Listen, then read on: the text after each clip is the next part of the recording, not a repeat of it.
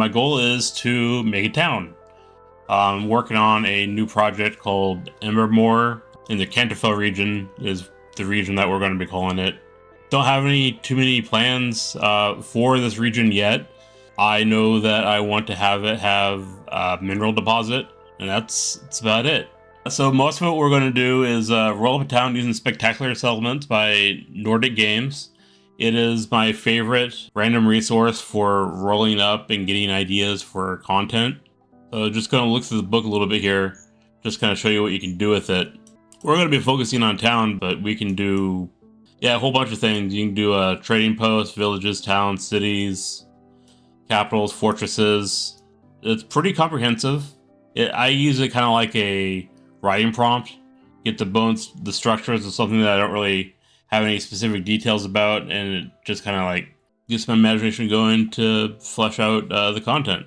The company provided sheets, so it's going to be like this little edible PDFs to like keep the information as we're rolling along. So yeah, this is where we're going to keep the notes. After we roll, we put in the information on this PDF. Then I'm going to open up my Word document here and fill in the other information. It's mostly for keeping notes. As I was saying, there's a few things about this town that I know I already want. One, I want to be farming / resource gathering, so a magical mineral that is used in enchanting. Environment, I know I want to be near forests, mountain hilly regions. It's usually what I go for. Prosperity, on the table, I want at least a 5 to a 20, which when we get there, that will make sense. But those are the roll ranges that I want for it. And then for commercial locations, I want to have at least one trinket magic shop. That they use the byproduct of the processing plant for the magical material to do some enchanting, and they sell it in the town. I think that what I would like to do is have this town kind of be like a farming town or something like that just happened to have found mineral deposit, and it'll be in the middle of a boom. Depending on the stats of the town will determine kind of like where in the process they have found the mine in their timeline. Another resource that I'd like to point out is I'm terrible with making names, so we'll be using the fantasy name generator, the most iconic name generator there is on the internet, to come up with names for locations and stuff like that. That's where I got the name for the town to begin with. Alright, so origin. This is kind of like where the town came from. Why was it created? There are 8 options. So I guess I'll roll a d8 and see what we get. I got a 4. So key crossroads. Alright, the town was established on a crossroads frequented by travelers from all over. Usually it takes a couple rolls for me to really get the creative juices flowing, but as soon as there's a couple different points of lore to pull from, then I will be able to generate more ideas. So what's the town's top priority? Some of these I don't really like. I really don't want to be military, and I don't really want it to be government. So I'm going to roll a d6, and I will reroll 1s and 2s. 3. Production. Town prioritizes generation and movement of resources, which will fit perfectly with a farming town that eventually turned into a mining town. Every town has a specialty, in this book at least. I already know that I want farming and resource gathering as the specialty for this town. So no need to roll on that. So now the question is, how old is this town? Don't really want it to be recent, so anything other than recent will work well, I think. Because you can go all the way from recent all the way up to ancient, where it's hundreds or thousands of years old, however old you want it to be, really. Alright, so d10, and I'm going to reroll 1s and 2s. Got a 5. It's a mature town. So the town's been around for decades, and maybe it's developed some sort of reputation depending on its community, location, and what goes on in the town. It's a very middle-of-the-road option, I'd say. So size. I have not determined what size I want this town to be, so we will definitely be rolling on this, but it will make a difference to how I view the town. Alright, so I don't really care what size this town is. It can be from very small to just like able to support about 1,000 people, or it could be very large and able to support up to like 8,000 people. Simple D20 roll. 8. Another middle of the road option, medium. 1,000 standing structures in an area able to support to 4,000 people. So it's a decent sized town, and I will determine the exact amount of people at a later date. I think there's a section for population density, and that will help determine how many people are in town. So here we are now going to decide the condition of the town. Is it derelict? Is it lousy, moderate, robust, or even superb? That will determine the population wealth later on. So some of the roles do change future roles. So it's not just static, and it's kind of interesting that way. It helps create more diversity in output. So I got a 13. So it's pretty robust. Buildings in the town appear solid. Beams protruding from structure walls look to be sturdy and hard-wearing, while possibly lacking in true refinement. The town bears a strength and sense of reliability. Roads are maintained, and though not obsessed over, and are largely free of refuse and filth. The smells are those of smoke and sawdust, leather, and sweat. That's a +3 to population wealth. So this kind of leads into the idea that this is like a farming village that was probably doing fine. Nothing catastrophic. They're probably doing well. But when they found the mine, they increased their wealth, so they're more robust, so to speak, a little bit more wealthy. All right, environment, forest, already picked that one out. I'll probably still have it be near a water source, obviously. Every town needs some water. Prosperity is tied to the town's success. This will be interesting. I don't really want it to be an abysmal failure, so if I get a 1 of a d20, I'll re-roll. This could dramatically change how we view the town. 11. Another middle-of-the-road answer. Mildly successful, the town has attained a mild degree of success and stability. Alright, fortifications. I didn't really envision this town having fortifications, but I can go ahead and roll some up, see what happens. Because that could determine something about the town, because if they have fortifications, they have to have had a reason for needing those fortifications, which will lead to us determining what kind of threats are in the area, what threats were in the area, or what threats they envision will be in the area. So I'm going to roll a d20. 17. First high roll of the day. So this farming town turned mining town is heavily fortified. It has a heavy wall of wood or stone with several watchtowers built along its length, double thickness and reinforced with metal bands. There are additional watchtowers built at various points throughout the surrounding countryside. Oh my goodness. They are ready for battle. There's a little note here, suggestion: if your town has substantial fortifications, you might consider adding a fortress, whether it be a keep or castle or stronghold. And they have a roll. There's a chapter 7. They have some random rolls for creating a fortress. I might do that for this city, now that it's heavily fortified. Why not have a keep or something, right? So that's the basics out of the way. So now I'm going to go back and kind of look at what we have done so far before we get into the next section of the community. All right, so the origin, we have a crossroads here. So I'm kind of going to say that the town kind of it became a natural stopping point along the way.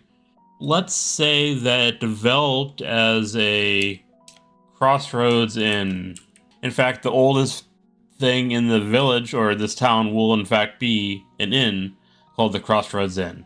And that will be kind of like the founding origin of the tale. But eventually, as it grew, people started moving there, started setting up merchant shops at the crossroads. People started living there to supply the inn.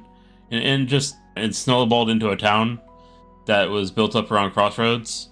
Just a natural stopping point along trade routes. This town has been around for decades and may have developed some sort of reputation depending on its community, location, and what goes into the town. So if I was going to keep with the roll, it'd be less than 100 years old. That's fine for a human town, I guess. Well, Shattered Kingdoms, because this is going to be set in the Shattered Kingdoms as the default setting Since the world broke apart, it's only been a couple hundred years. Let's roll a percentile die, see what I get. 83. So we're going to just go ahead and say this town's 83 years old. The condition of the town is robust, so they've spent decent money. I think we're going to say that they went through a building boom. A lot of the buildings are newer. There was an influx of population when they found the mines. Let's say the prosperity is solely because of the mine. There is a budding magical craft scene. Fortification. Heavily fortified. I think I want a stone wall. I'm going to roll a d6 to see how many watchtowers there are. 6. Alright. And 1 fortress / keep / castle. Now the question is, do I want to say that these fortifications are new? And that a lot of the money they got from the mine went into building these because there is some sort of existential threat to the area. Maybe once they found the mine, they found out that they are actually important, and one of the local nations have threatened to invade the town and take it from the kingdom that it currently belongs to. Well, there's options, but they have to have some reason. Alright, so we're ready to move on to the community aspect. Alright, population density. It can go between skeleton, which is basically barely enough people for it to function, to all the way up to crowded. Towns filled with jostling throngs. Practically all structures are occupied. Some may even camp outside. Moving about can be difficult, and bumping into other people is typically in higher traffic areas. So roll a d20. 6. Sparse. Folk live here, but it would never be called bustling. Walking down the street, you typically only see a few people. I don't know if I like having a deserted town like that. I'm gonna reroll. 9. Good enough. Populous. A moderate amount of people live here. Walking through the streets, you will see plenty of people, but never so many that it would feel cramped. Very middle of the road option, which is fine with me for this. There are often times when the demand for space within the town exceeds the capacity. This leads to population overflow, where people who would have liked to live in the town but aren't able to establish themselves outside of it, either in camps or small adjoining neighborhoods. Roll below to see percentages. So that's going to be a d20. 7. A fifth of the town's population is outside the town proper. Alright, so now I've kind of got an idea with the population density and overflow, that I can kind of give an idea how many people I want to live, where I want to live. It's usually about when I try to figure it out. So I think I'm going to say there are, let's go with 3,500 people, roughly. And it fills in the town, so it's most of the people live in the town, but about 20% don't. We're going to do roughly 600. So those are probably going to be the farmers that live out around the area farming. Oh, I got some notes for this. All right. So let's say 3,500 people live in or around the town. About 3,000 live in the town, and around 500 live in the surrounding farmsteads. I'm going to say that a lot of the farmers are more the longer-term residences here. So farming has been a mainstay, and the farmhouses are some of the older houses of the town. When the mining boom came in, a lot of people moved into the town proper for facilitating the mining of the resources and the production of the resources. So a lot of the buildings of the town itself are going to have been more recently built, I would say. I'm not going to give a time frame for it, but I was thinking within the last 10 to 20 years this mine was opened up and started being worked on. So the boom started within the last 15 years or so. I'm going to say is slowing down. So yeah, that's notes about population. All right, moving on to some farms and resources. I already kind of know what I'm doing with this. Might do some rolls, we'll see. I know we have to have magical mineral as one. So the town was medium, I think, so that's 2 rolls. So I guess we already know what we want for those. Farming, agriculture. Well, no, let's roll a D2. We'll see if it's livestock or agriculture. Got a 9, so that's odds. So that's a 1. So farming, agriculture. There we go.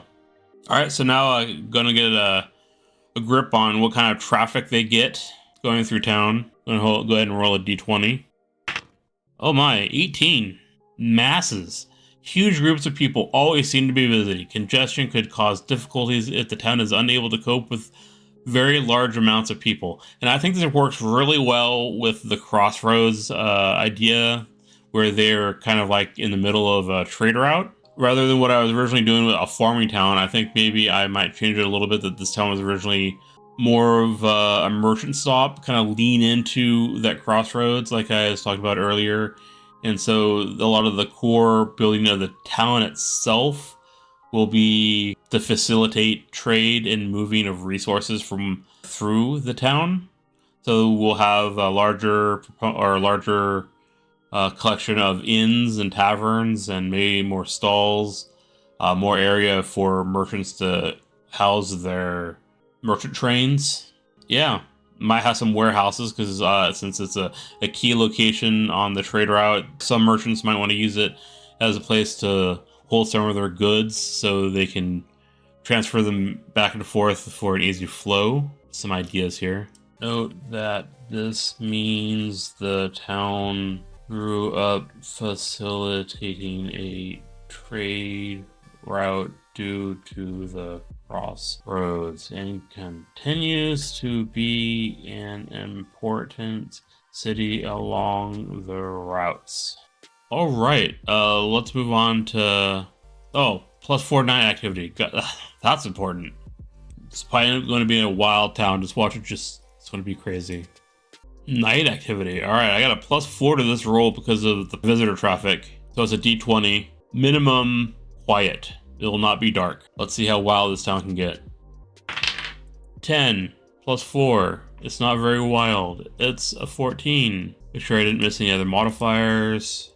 I guess modifier was visitor traffic, not population density. Population density was 0. So night activity, not that great. Almost everything is closed except for taverns, which may be open until early morning, and inns, which stay open perpetually. If the town has a gate, it is closed, but guards will generally be ready to open it as needed. So it's very basic, not too crazy. I use this more to kind of like the atmosphere of the town when I'm developing it. It gives some idea what to tell the players when they go to the town. But I also use it to inform some of the choices I make when what town or what buildings are available in the town. All right, demographics. I had no real ideas about who would be inhabiting this town. I just assumed humans. Humans always are the staple. But I like to roll in demographics to see what other races could be present. So let's roll a d20. I've never really rolled a 100% primary race before. 4. Well, I have now. Yeah, I'm going to go ahead and do that. Primary race, humans. That's not to say that there aren't some other races that live in the town. Just random people. Disposition. General attitude towards visitors. This is also something I use more for the flavor of the town when I'm rolling some of the lore for it, or when I'm writing roleplay notes for game masters that are using my material. 10. Neutral. They're a little standoffish. I'm not sure if I really like that with how the town's been England for, because this is a highly trafficked town. Nah, I guess I'll leave it neutral. That could add some conflict to the narrative. Oh, fortification +5. So that's 15, friendly. All right. there we go. I feel more confident about that. Locals are generally friendly, welcoming, and slow to take offense. Okie dokie. Moving on to leadership. So I had no idea how I wanted to have the government of this town run. There are a lot of options. I get to roll a D100. Let's see, there's town council, mayor, hereditary, merchant, monarch, military rule, oligarchy, underworld or criminal enterprise, syndicalist commune. I have never rolled a 100 for this before. 48. What's that? Merchant monarch. Wealthiest shop owner in the town leads by default. Should be interesting. Maybe those fortifications aren't there for fighting other governments. Maybe it's to fight a merchant war, a merchant trade war or something. Kind of like that idea. Maybe this town is ran by a conglomerate of merchants. Yeah, I think it'll be fun to get into the government and tinker with that at a later stream when we get into the government section specifically. All right, let's do some law enforcement. With it being heavily fortified and there being watchtowers and stuff, I can't see it being anything smaller than a town watch minimum. So I'm gonna go ahead and roll D10 instead of a D20 to go from 10 to 20. 8. So that is a strong town watch. The watch is run by a seasoned captain with 2 lieutenants, a few corporals, and ample quantity of boots on the ground. Presence allows for extra patrols and well-established guards.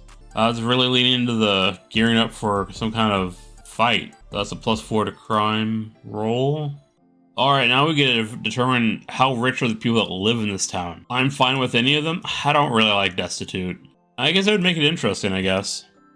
So I'm going to roll a d20, see what I get. 14. Do I have any modifications to this roll? Yes, a +3 and a -3. So average. Most of the town's population have enough to live a modest life. Those without are a minority. Seems fine with me. Life's fine. So now we're rolling for crime. I have a +4 from law enforcement. So at the minimum, it will be common crime. There will not be regular crime. I rolled a 10, got a 4. Average. Theft or mild violence can happen from time to time. Best to keep an eye out. And I don't keep track of urban encounter rolls. I think it's silly. I don't need to use them. It's just, I can make my own tables for that. There is that section. I'm going to go ahead and look back at the section that we just did, the community section, to walk us through the summary of what we've done so far. All right, so visitor traffic, huge, lots of people visiting all the time, and it can be hard to deal with the congestion. So let's say, this, as I noted, this means that this town grew up facilitating a trade route due to the crossroads and continues to be an important city among routes. I'm not sure how to tie that in with slow night activity. I guess there just isn't a lot to do in the town other than inns and taverns. You could say a lot of people want to move on. It's just a stay over the night kind of place. Demographics 100% human. I am positive that I'll have non-humans in this town, but they will be uncommon, and they are just generally friendly. Yeah, leadership, merchant monarch. There's a merchant. I'm thinking there's a merchant consortium. No, I know. Let's say the first person to found the Crossroads Inn now has their family as the monarch of the town. Let's say this person grew the town from a simple tavern / inn into a major stop over for trade. He started his own trading company based in this town. Ooh, here's interesting. Could I just make it a long-lived race? Because this is an 83-year-old town, so it was founded 83 years ago. If it was a human that founded it, then he's about dead if he didn't die already. So I could make it Any other of the stereotypical races? Elf, obviously. A dwarf, interestingly. A gnome. I like gnomes. Any races really fit in the Shattered Kingdoms that are standard. I'm just going to say a long-lived race. I also starting to develop wildling races for Shattered Kingdoms, like anthropomorphic animals, basically like a Loxodon, for example. So we got some things coming into focus here, kind of how the town was founded. So was really, I think, enough note here to really hook me into building out something there. It'll give me something interesting for the history of the town.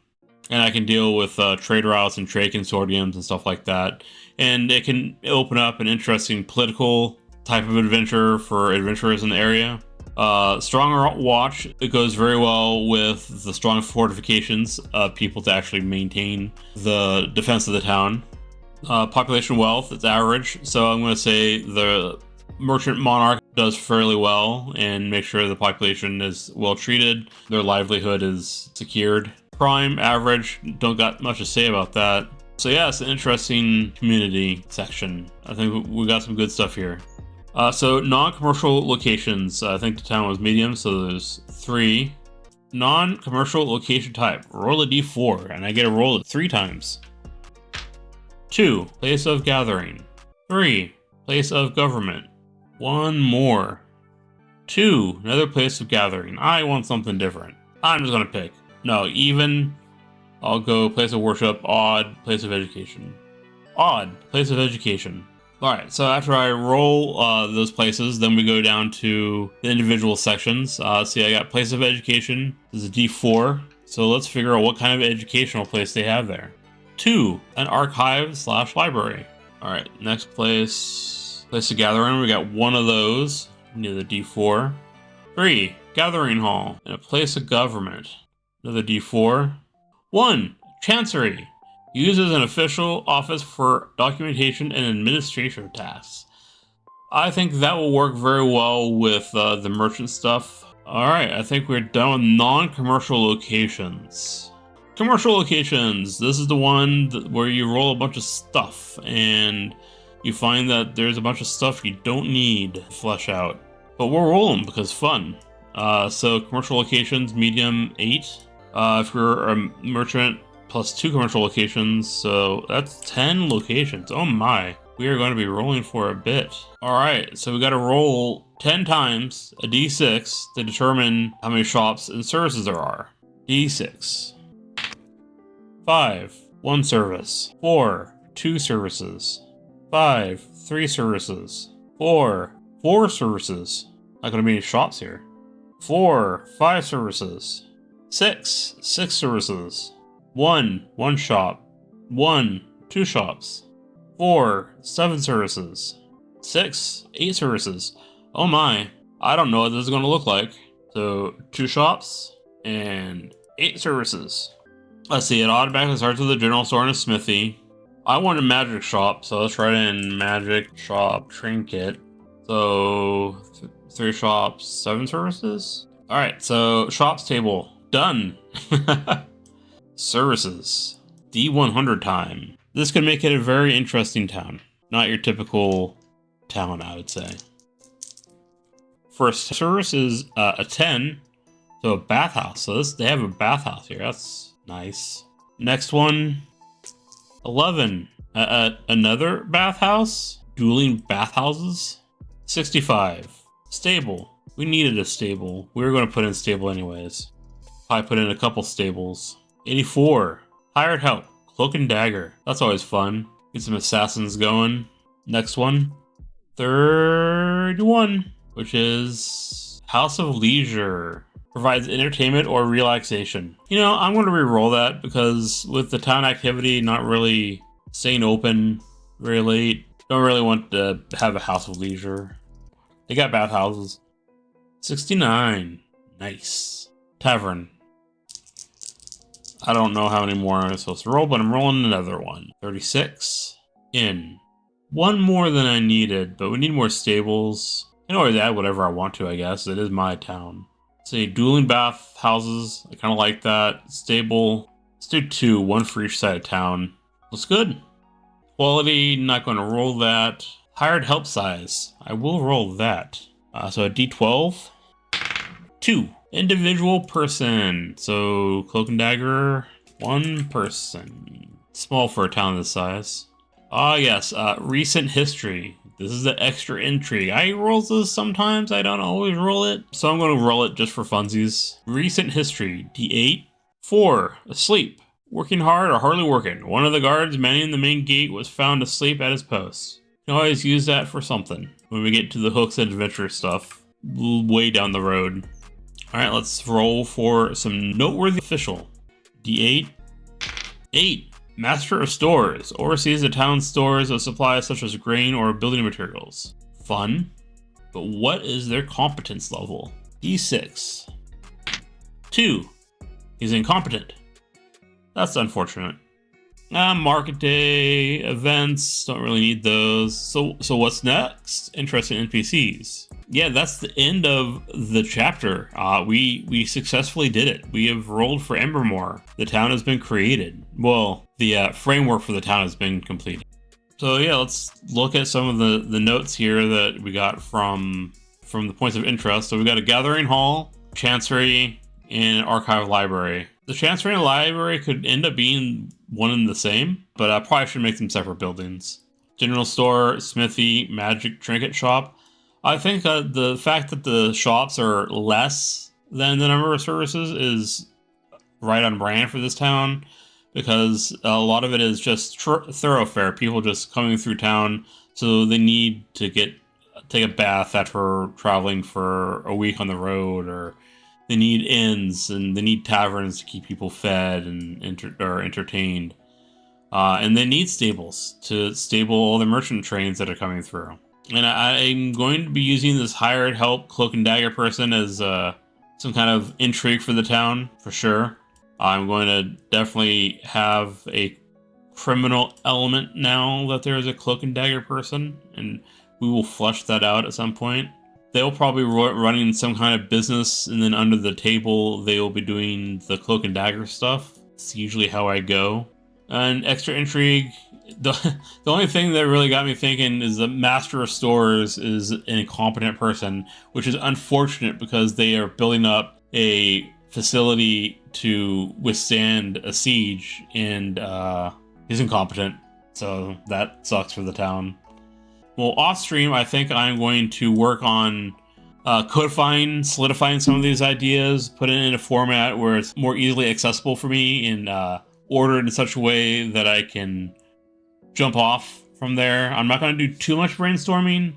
I'm just going to get some notes so we can work on fleshing out the different sections of the town that I would like to work on, like government structure, the history of the town, NPCs, filling in shops, stuff like that, over the next several streams. And I'd like to thank you for watching. Stay inspired, stay excited, and keep fighting.